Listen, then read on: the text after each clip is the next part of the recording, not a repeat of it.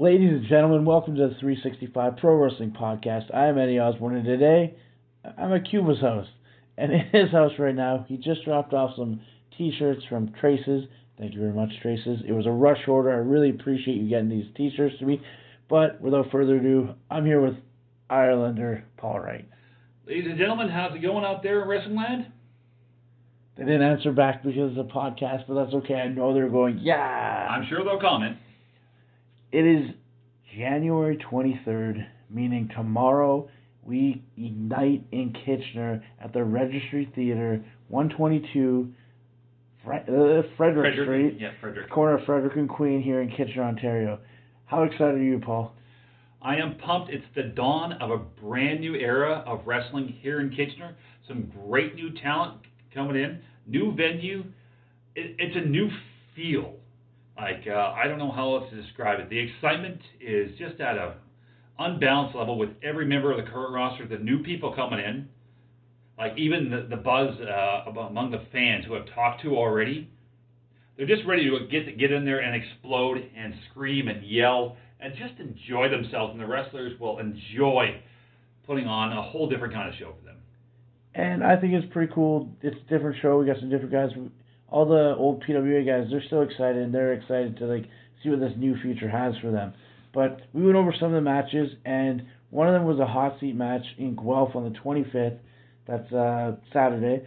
And it was Joey Allen versus Super K, two originals. One of them sits next show. How do you think that makes the boys in the backfield?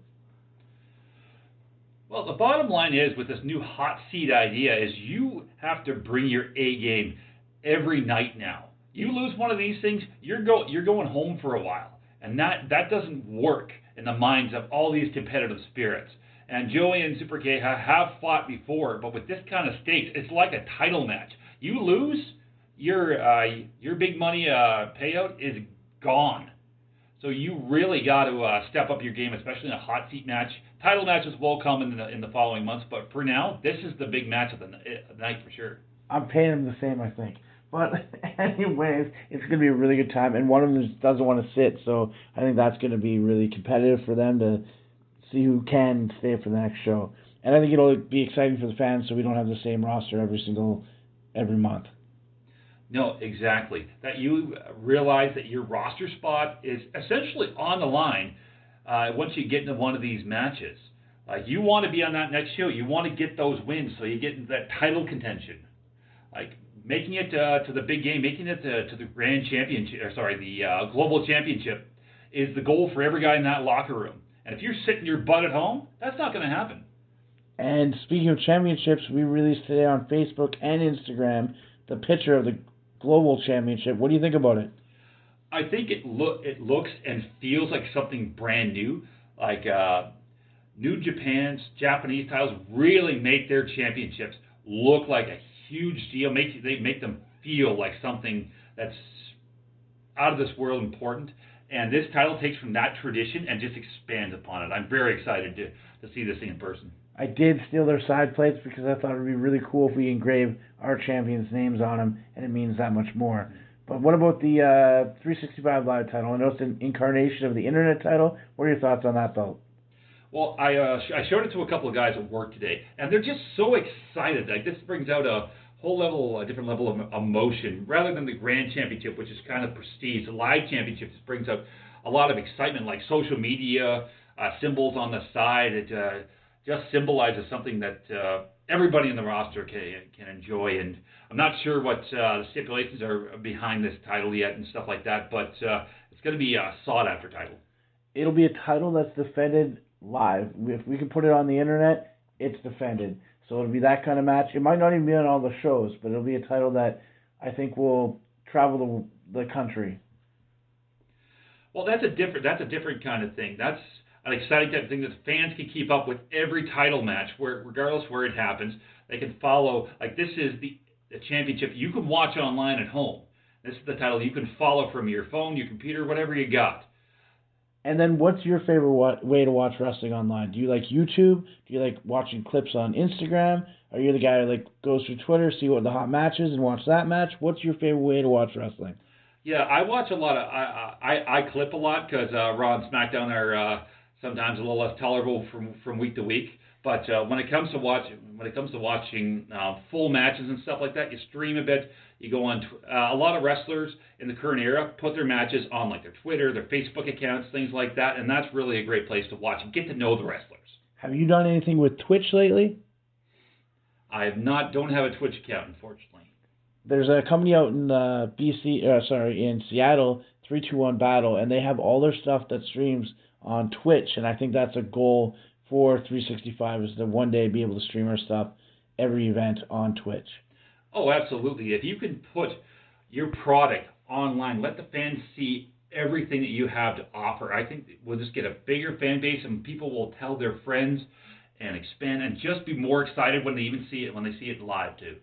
So you're pretty up to date on the lineups for this weekend, right? Yeah, I've taken a look at the cards. Absolutely excited for every match on there. So you just said fans love seeing these great matches. Which match do you think they're going to want to see the most this weekend? What are your top 3 or 4 matches you think people should look out for? Well, I'm looking at the main event. I'm looking at the mid-card matches. I'm really excited. I'm a big fan of Nolan Pink. I think him and Sebastian Suave. I have watched Suave come up through the ranks, and Nolan's kind of interesting to watch these guys when you've been doing this as long as we have. I expect that to be an absolute barn burner right there. That could steal the show right there. The mixed tag match, I have yet to get to see Nova in person. She's actually a fellow Siberian like myself, so I'm excited to see that one. It's Temple against her and a mystery partner. And that's going to be something. That's going to be something different. See, Elian's in the room with us, and Paul just pointed to Elian, and Elian is not the mystery partner. I'm not the mystery partner, but I'm smiling so much. Well, it was a great guess, regardless. And let's see, my last pick for the weekend. I think this is going to be Clay Wilson's weekend to really start breaking out. He's on his own now. He wants to make his name, get in the ranks for the singles competitors. He's held a couple of tag belts in the old days. But him and Lenny should be a very entertaining affair, and I think Clay's just going to bring his game to the next level. I can just see it. And then what are your thoughts on Brody King coming here? We got Josh Alexander in, and Holly Dead. Well, this will be a treat. I have not got to see a chance to see Holly Dead in action yet, so I'm really excited. That's going to be a main focus of the weekend. I've watched a few matches of Brody King. He's looking like he's going to be a great addition, going to bring out the best in Icarus and in Eddie. And Josh Alexander is always a treat to watch. Him and Icarus should just tear it up in their match. That's going to be main event. Doesn't describe it. Awesome. I think they're going to be really good matches as well. But the match I'm most looking forward to is Brandon Jacobs versus Jeff Black in a 10,000 thumbtack match.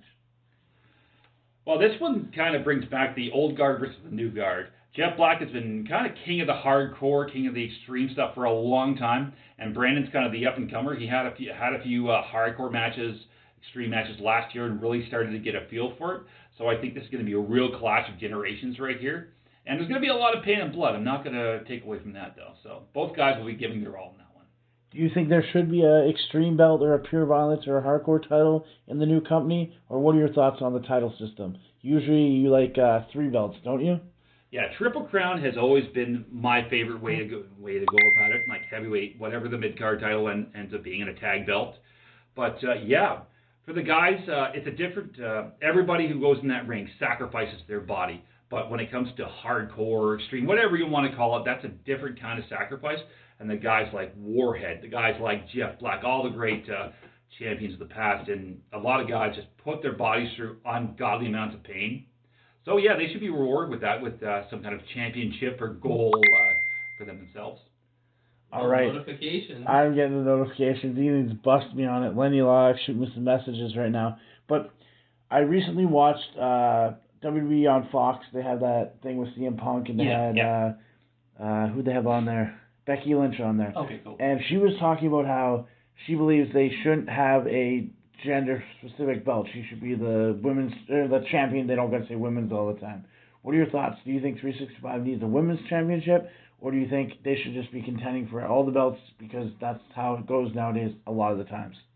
Yeah, well, that's totally a matter of opinion for everybody. I personally feel the women these days are tougher, stronger, and faster than they've ever been. and I've seen them beat the guys on numerous occasions. Like Tessa Blanchard just won the Impact World Championship.